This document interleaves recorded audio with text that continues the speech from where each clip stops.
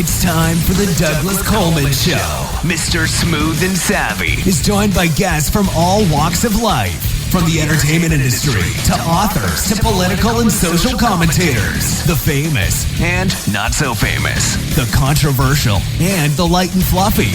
We have it all. Now, here's Douglas Coleman.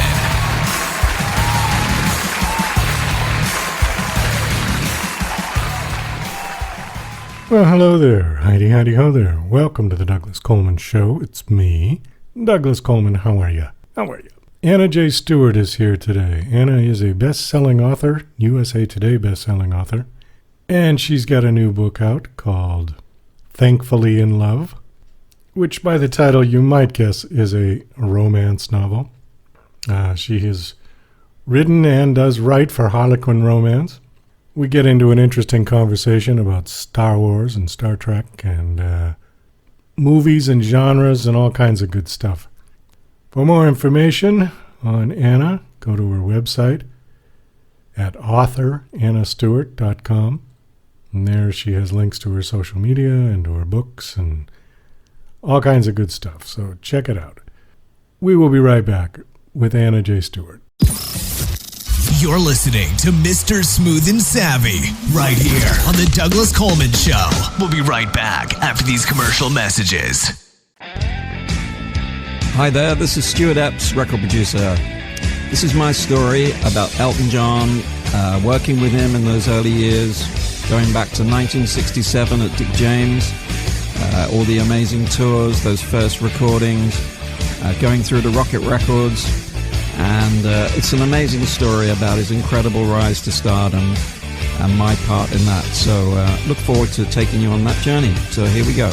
Yeah, and to order this great audio CD, please just email me at stuartepps@talk21.com. That's Stewart, S-T-U-A-R-T, Epps, E-P-P-S, at talk, T-A-L-K, 21 in figures.com. Stewart Epps at talk21.com. Email me and I'll give you all the details for buying this brilliant audio disc. Thank you. Bye. DJC Music and DJC Productions are pleased to announce a brand new website. We have started a listing website for radio show hosts as well as potential show guests. This is a meeting site where hosts and guests can come together. Show hosts can list their show and types of guests they're interested in booking. Potential guests can list their talents, bio, accomplishments, or anything they feel makes them an interesting radio show guest.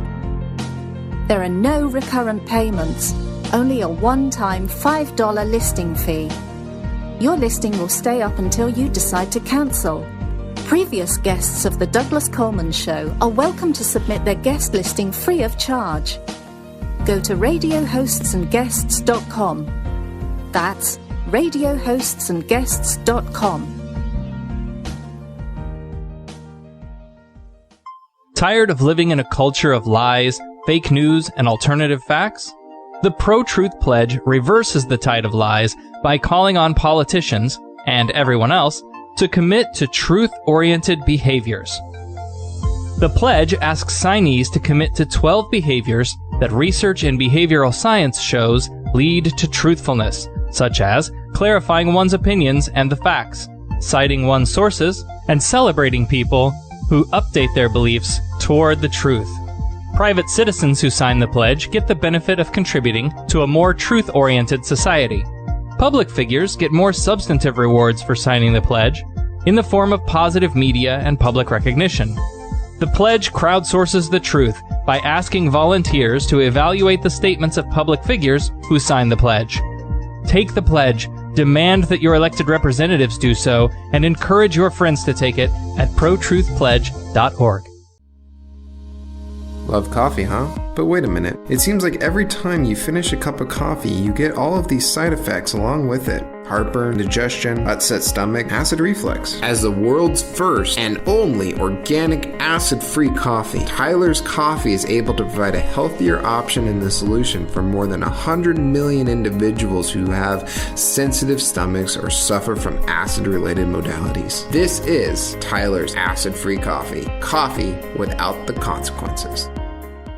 Are you an independent musician? How would you like to have your songs played on hundreds of radio stations just like the one you're listening to right now? Join MusicSubmit.com and we'll promote your music to radio stations and blogs in your genre. It's free to set up your account, and we guarantee your music will be considered for airplay by radio stations worldwide. Why not sign up today? It's free. MusicSubmit.com. Radio promotion for indie musicians. Hi, this is John Morgan, production supervisor for DJC Productions. And you're listening to The Douglas Coleman Show. Okay, please welcome to the Douglas Coleman Show, Anna J. Stewart. Hi, Anna. How are you? I'm great, Douglas. How are you doing? Doing very well, thank you. You are an author, yeah? I am, yes. How many books have you written so far? All told, I believe between novels and novellas, I'm up to around 40. It might be a little bit more than that.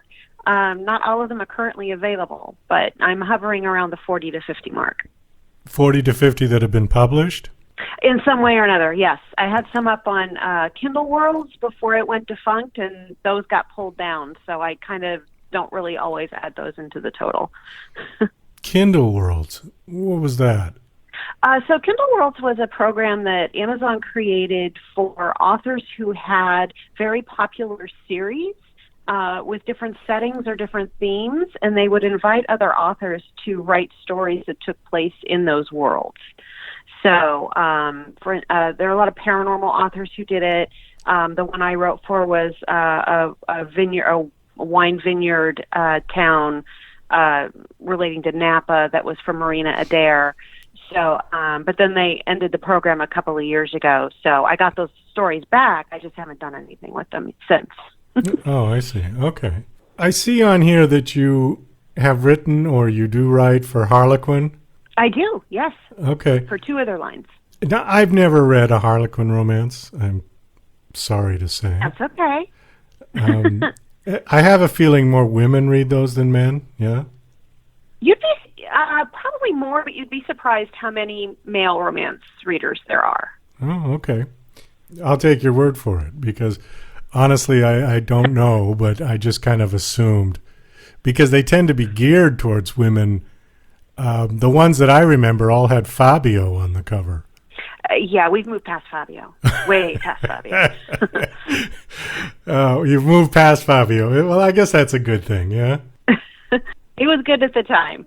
How long ago was that? Because, I mean, that's still stuck in my head. Oh, that was probably a good 25 years ago. I was working at a bookstore at the time he was really popular, so it's been quite a while. Oh, okay.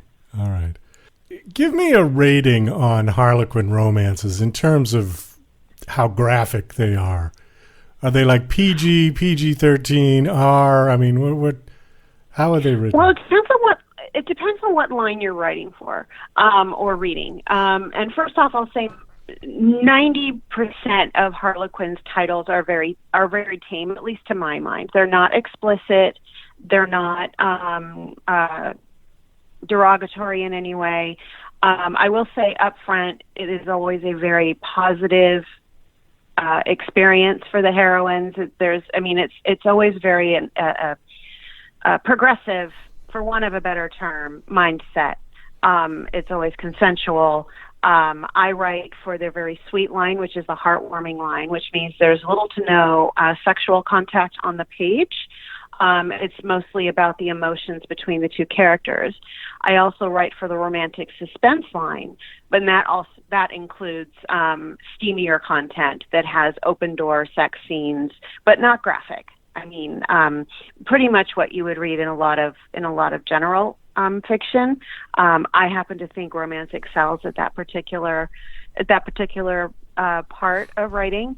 But what we also excel at is in the emotional connection between the two characters, which is really what the heart of romance is. Yeah, I would agree. Romance has much more heart involved than... Yeah, and I read romance from a very young age. You know, I started reading romance when I was 13, and for me, I think I got a very good education about all sorts of aspects that had to deal with adult relationships in a very respectful way. Romance has always been, well, I won't say always, in the last few decades, it's always been about an importance on mutual respect and understanding and independence. I would agree. And I would also suggest that I think men need more work in that department than women. You are not going to get an argument from me. Absolutely. I think romance novels can be great educators for both sexes. But more men need to be reading romance. Well, I think so. I think that just from the guys that I know, and what's interesting is I have a lot of gay friends, straight friends. It doesn't make any difference. It just seems to be a male thing. That it's not a sexual orientation type thing at all. It's just a male thing.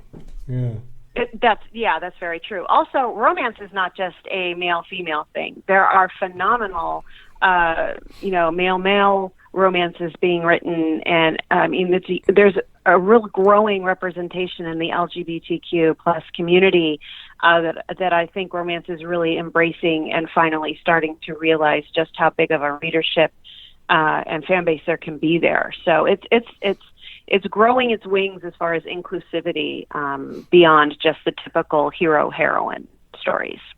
According to your bio, it says you had early obsessions with Star Wars, Star Trek, and Wonder Woman. And that's what set you on your path to writing? It did, yeah. I was a child of the 70s, so a lot of my TV viewing had to do with the coming of age of women. We had Wonder Woman and the Bionic Woman and shows like that really spoke to me. I mean, I was 6 and 7 at that time. So, and then Star Wars came out when I was 7 years old, and seeing Princess Leia on the screen like that and having her be Han Solo, those are the type of stories that have always resonated with me, and I think they still do. It's what I tend to write. Well, I find it interesting. Wonder Woman I get, but Star Wars, and particularly Star Trek, is... Well, let me finish, because my point that I'm making is that those movies, at least now, tend to be very dialogue scarce and story basic, and they're just concentrated on all the CGI. So I find it interesting that something like that would inspire somebody to write, as opposed to a real heavy-duty story. You know what I'm saying? Yeah, I understand what you're saying, but for me, going into the movie theater and seeing those words a long time ago in a galaxy far, far away roll up onto the screen the way that they did, that was life-changing, because it was storytelling in a visual medium that I hadn't experienced before. And I tend to write very much like that. I've had editors tell me that a lot of times they can see it playing like a movie, and it's because that's how I think. And I do think it goes back to having seen those shows and watched those movies and being lost in the story. And also Star Wars was a very mythological-based story. I mean, it's the hero with 1,000 faces, right? It's what Joseph Campbell talked about a lot. And there's a reason he uses Luke Skywalker as an example. So for me, those particular shows dealing with things that appeal to me, the mythology, the science, the technology, the advancement of the human race, and acceptance among all others, which is the basis of Star Trek, and then you put women empowerment along with, with Wonder Woman and the Bionic Woman and shows like that. To me, it really cemented the type of storyteller I was meant to be. Okay.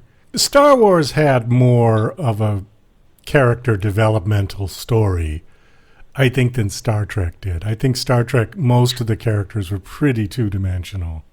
Depending on which Star Trek you're talking about. Okay. I mean, the Kirk and Spock. Not when they got to Picard, then it started to develop a bit better, I think. I agree with you, yes. But also, the original Star Trek was limited as far as what they were able to do. So I think when you take that into consideration, it really was the basis for which all the rest of the Star Treks that would come later. They were also throwing everything at the wall and seeing what stuck. And some things broke new ground, and it was stuff on TV that people hadn't seen before. So they really couldn't go too far to the point that they were going to alienate viewership. But at the same time, they still broke new ground. Oh, I agree. I'm not knocking the show. I think the show is terrific. Right. I've watched it. I just found it interesting that those were your inspirations. Yeah. Yeah, well, and they probably because they were characters I wanted to write stories about. And it could be because, like what you're saying, that they weren't particularly fleshed out, and it was the fleshing out part that I wanted to get into. Oh, well, there you go. There's a great answer. Yeah. You wanted to continue where they left off. Exactly. Yeah, and it still goes to this day. You know, I love the epilogue. I love seeing where they go after the story, and I have to rein myself in. So I'm always about what comes after, too. Okay. What's your latest book now? Which one are you promoting at this point? I actually have 3 out this month, believe it or not, which doesn't happen very often. But the main one I think I'm here to talk to you about is called Thankfully in Love, and it's an anthology I wrote with 3 other authors. So there's 4 stories in the collection, and each one is a Thanksgiving romance.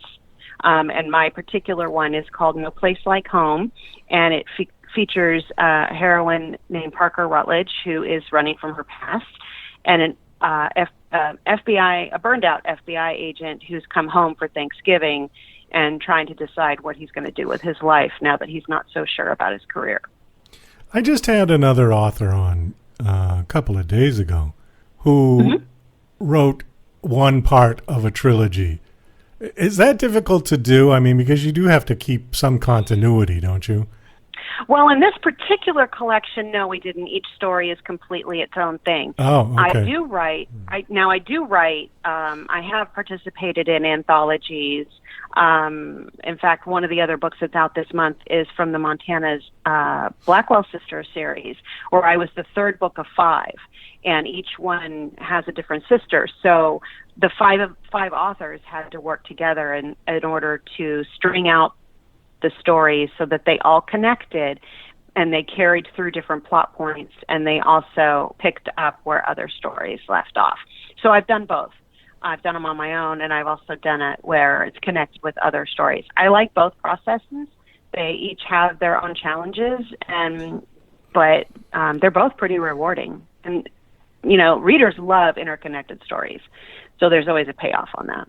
Well, when you do that, where you're working with other people, is there a veto process? In other words, if you say, oh, I'd like to go here with that, and the rest of them go, nope. I mean, is there any process like that, or are you pretty much free to do what you want? We're free to do what we want up to a point. There's kind of an unofficial approval process, I think. Well, what we do, especially these days, and when we did it with the Blackwell Sisters, we had done a series previously where it didn't require such a long-distance communication, but we all jump on Zoom and we start talking about different aspects of the books that we have to address. We discuss what type of characters we're going to have and the careers that they have, the occupations they'll have, mainly to make sure we don't repeat anything and that we aren't, telling the same story 5 times. There have been times where one of us has wanted to do something and we're like, we're not really sure how we can work that in where it'll be realistic to the story, or that we don't think a particular conflict has gone far enough. So, but I would say it's always very respectful. We happen to all be really good friends too, so that helps. And so that takes away a lot of the potential censorship we might feel among one another. So it's a process that works for us. I don't know how it would work for other authors, but I'm also very careful about who I go into partnership with into something like this, because I know it's somebody I have to be able to communicate well with. Okay, so it's pretty much a democratic system that you guys work with, rather than you're going to have an editor who has final say type thing. Well, our editor also comes into play, and there have been times where she has said, you know what, I don't think this works, which means you have to change it in the other books. Now, keeping in mind, we come out one a month, so the time frame is pretty quick, and the edits have to be back pretty quick in order for all of the books to catch up with the threads that we might have to change.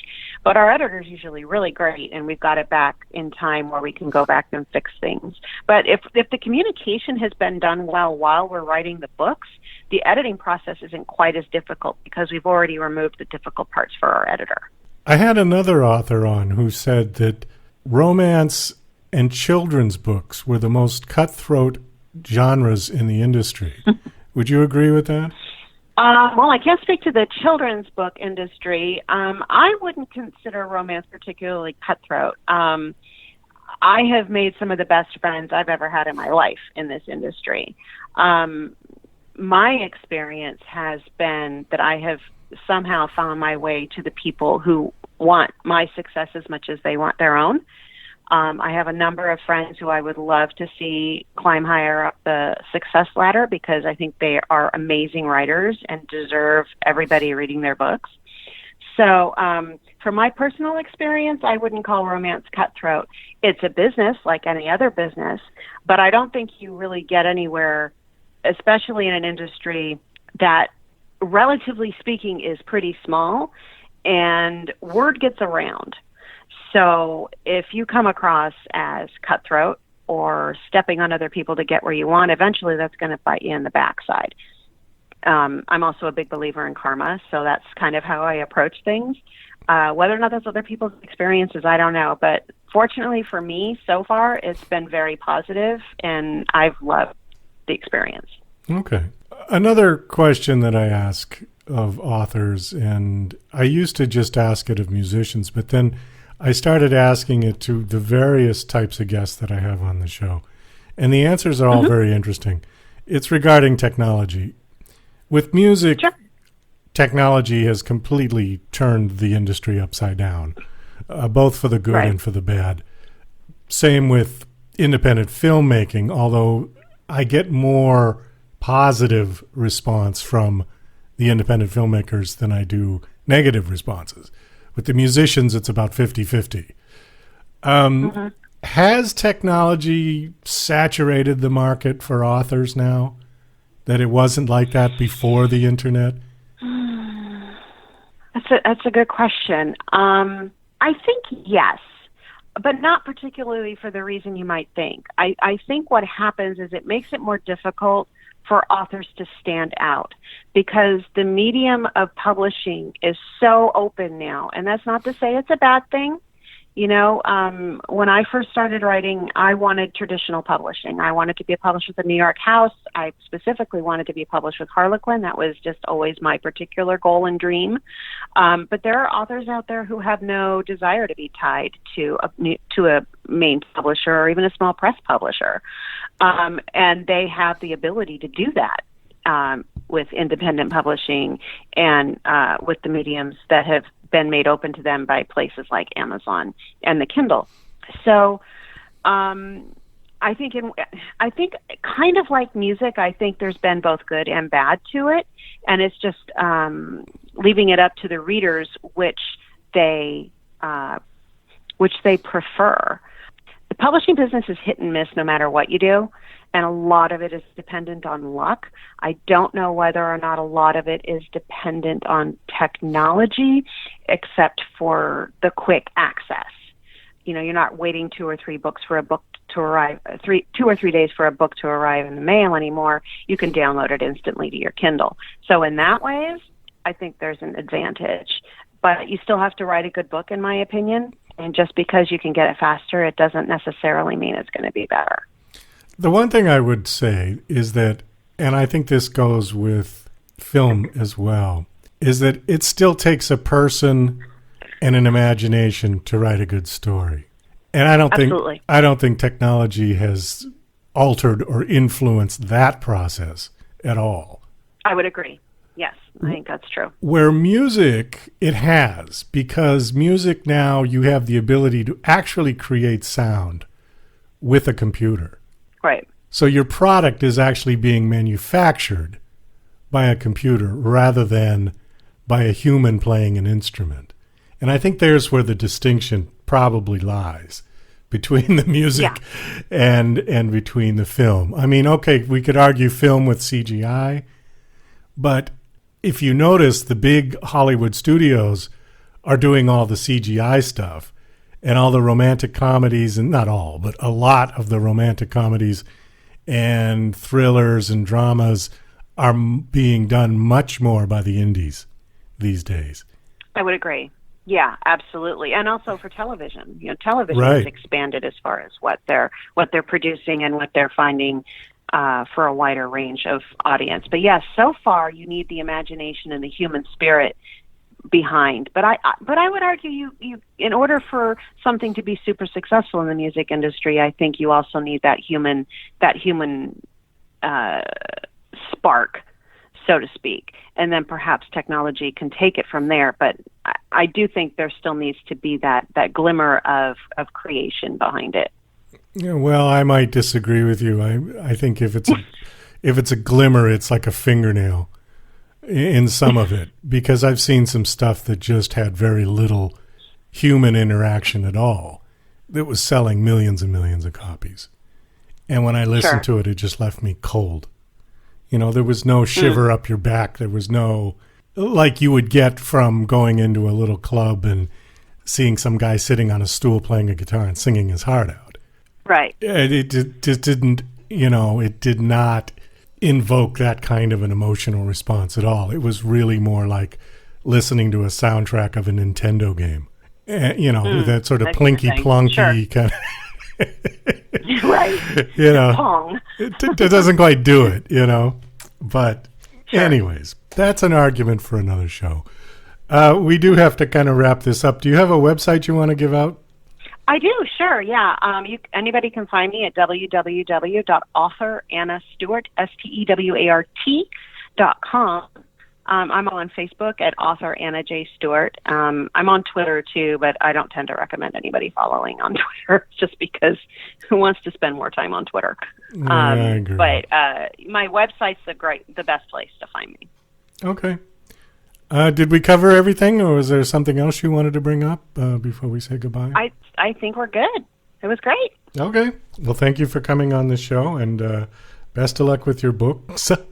I hope they do very well. Thank you very much.